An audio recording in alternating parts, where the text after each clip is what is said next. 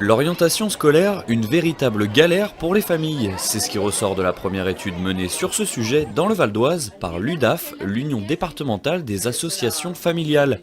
Plus de 300 familles ont été interrogées et le constat est clair pour elles. C'est de se sentir seul et un déficit d'information.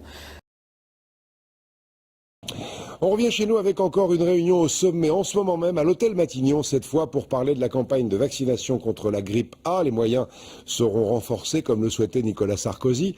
Mais il y a une question qu'on se pose énormément, surtout quand on habite des petits villages. Comment fait-on pour se faire vacciner dans ce système à la campagne? Eh bien c'est un casse-tête à Villeneuve-les-Maglones, dans l'Hérault. Jean-François Garcia, Nicole Chastagnier.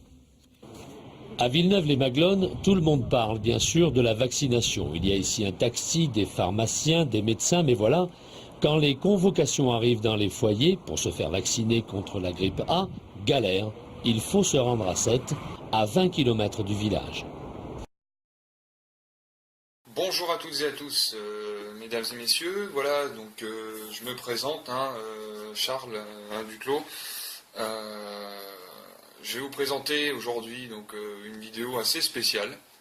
Vous ne me connaissez pas, mais vous allez voir on va très vite se connaître au fur et à mesure de mes vidéos que je vais poster.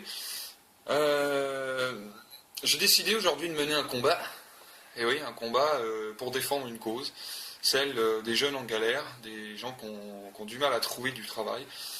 En particulier les jeunes qui vivent la galère où les portes sont complètement fermées, qu'ils n'arrivent pas à trouver du boulot parce qu'ils sont face à des refus catégoriques, systématiques, sans arrêt, qui n'ont plus les moyens vraiment de s'en sortir de ce côté-là.